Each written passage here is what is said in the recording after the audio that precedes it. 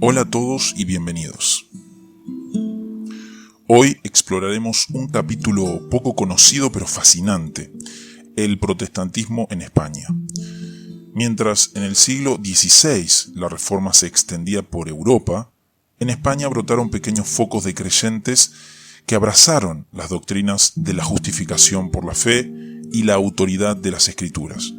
Sin embargo, su historia está marcada por la persecución y el silencio impuesto por la Inquisición. Acompáñenme a descubrir quiénes fueron estos reformadores españoles, qué impacto tuvieron y cómo su legado sigue vivo hasta hoy.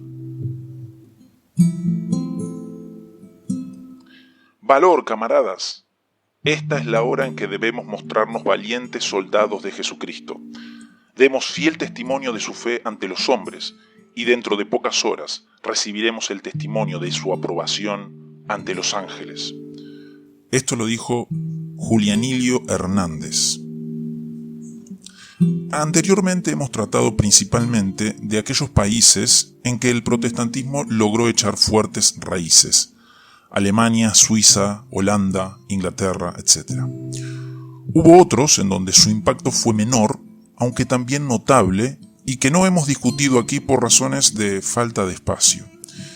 Entre estos últimos cabe mencionar Italia, Polonia, Hungría, Rusia, Grecia y otros. En cierto sentido, España pertenece también a esta segunda categoría. La historia del protestantismo en ella es una serie de persecuciones, reuniones clandestinas, muertes y exilios. A la postre, no quedaron vestigios de aquel antiguo protestantismo que puedan señalarse con certeza. Pero por otra parte, la historia de aquellos antiguos reformadores españoles perseguidos, exiliados, torturados y muertos es también un capítulo importante de la nuestra, pues hablamos el mismo idioma. Por esa razón, antes de dejar el tema de la era de los reformadores, debemos dar un atisbo acerca de este tema. La historia del protestantismo en España está aún por escribirse.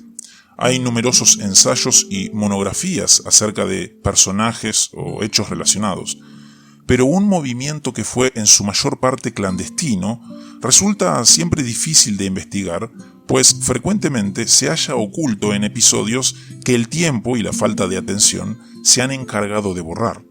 Por tanto, lo que intentaremos hacer aquí no será narrar la historia del protestantismo español, sino ofrecer más bien un bosquejo de ella, con algunos episodios que sirvan para darle al lector una idea de la fe y el heroísmo de aquellos personajes casi olvidados. Al comenzar la era de los reformadores, había pocos países en Europa donde el espíritu reformador pareciera tener mayor probabilidad de éxito que en España. Erasmo había cifrado en ella sus esperanzas de ver una reforma según él la concebía. La obra de Isabel la Católica y de Cisneros había dado frutos, y las reformas que ellos habían emprendido, aunque distaban mucho todavía de ser universales, se iban abriendo camino.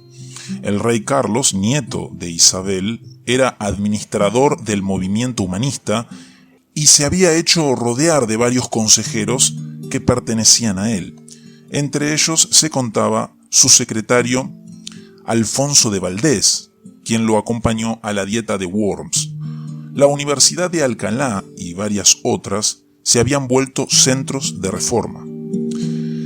Entonces estalló la reforma luterana en Alemania y la vieja reforma española se volvió una contrarreforma. Como toda reacción, esa contrarreforma comenzó a ver enemigos, no solo en el protestantismo, sino también en los erasmitas, que no estaban dispuestos a ser tan extremistas como ella. El resultado fue que muchos de ellos se vieron obligados a abandonar el país e impulsados a tomar actitudes más radicales con respecto a las cuestiones religiosas que se debatían. Al mismo tiempo, la Inquisición, que hasta entonces se había ocupado principalmente de los supuestos judaizantes y de los moriscos falsamente convertidos, comenzó a dirigir su atención hacia los luteranos, título que se le daba a toda persona que tomase posiciones siquiera remotamente parecidas a las de Lutero. Todo este proceso, sin embargo, tomó algún tiempo. Durante el reinado de Carlos V fueron pocos los españoles que se sintieron atraídos por el protestantismo y la mayoría de ellos prefirió vivir en el exilio. A principios del reinado de Felipe II, las autoridades se percataron de que las ideas luteranas, en realidad casi todos los protestantes españoles eran más calvinistas que luteranos, habían penetrado profundamente en el país. Fue entonces, como veremos más adelante, cuando se desató la verdadera persecución. A Juan de Valdés, cuyo hermano Alfonso era secretario del emperador, le cabe el honor de haber sido el primer autor luterano en español. Decimos luterano porque ese fue el título que le dieron sus enemigos. En realidad, la doctrina de Valdés nunca hubiera sido aceptada por el reformador de Wittenberg, pues Valdés era un místico que combinaba la larga tradición mística española con el humanismo al estilo de Erasmo. Cuando la Inquisición empezó a sospechar de él y resultó claro que su hermano Alfonso no tendría el poder necesario para defenderlo, Juan de Valdés decidió abandonar España y se refugió en Nápoles, que también pertenecía a Carlos V, pero donde la Inquisición no tenía el alcance que tenía en España. Allí pasó el resto de sus días dedicado a la meditación religiosa. Alrededor de él se reunió un círculo de aristócratas que admiraban sus enseñanzas, puesto que su propósito, más que reformar la Iglesia, era lograr una vida espiritual más profunda para el individuo. Valdés pudo evitar ser condenado por las autoridades eclesiásticas. A su muerte, su discípula Giulia de Gonzaga continuó reuniendo el grupo fundado por él hasta que ella también murió. El propio Valdés no parece haber sido verdaderamente protestante. Su énfasis en la vida del espíritu, a veces en contraposición, no solo a los ritos externos, sino también al estudio de las Escrituras, era muy distinto de lo que predicaban los reformadores luteranos y calvinistas. Pero, en todo caso, varios de sus discípulos, entre ellos el famoso predicador Bernardino de Ochino, general de la Orden de los Capuchinos, sí se hicieron protestantes y tuvieron que emigrar de Italia.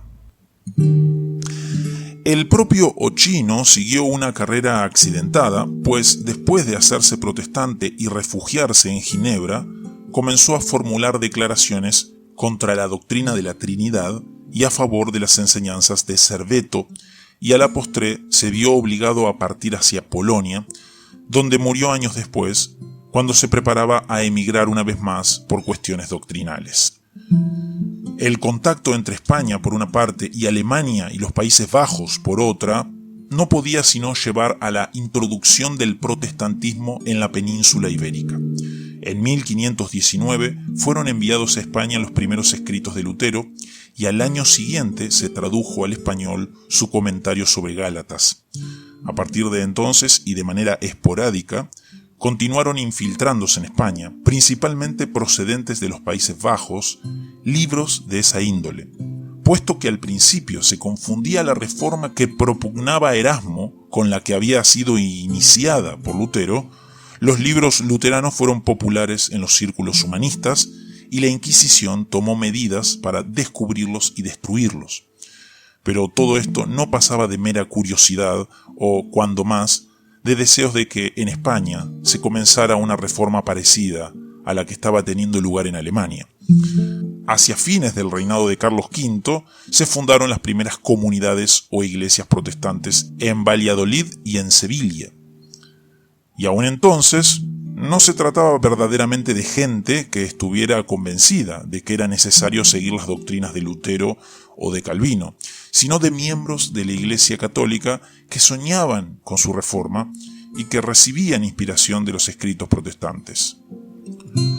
Uno de los principales promotores del protestantismo español fue Julián Hernández, conocido debido a su baja estatura como Julianillo.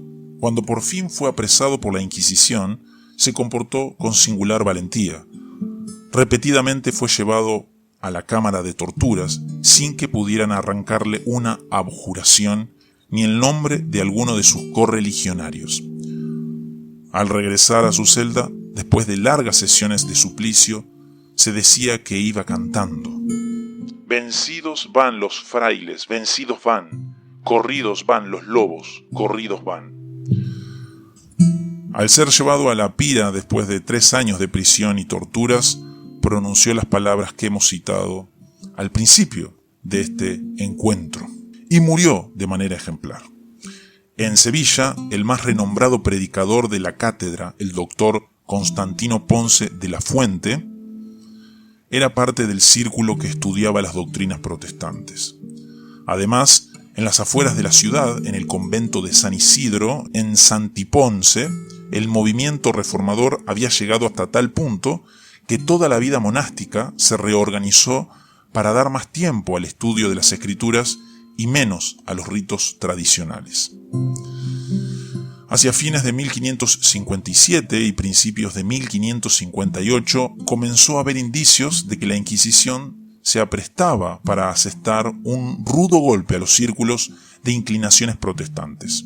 En Valladolid, el movimiento se había infiltrado entre las monjas de Santa Clara y las cistercienses.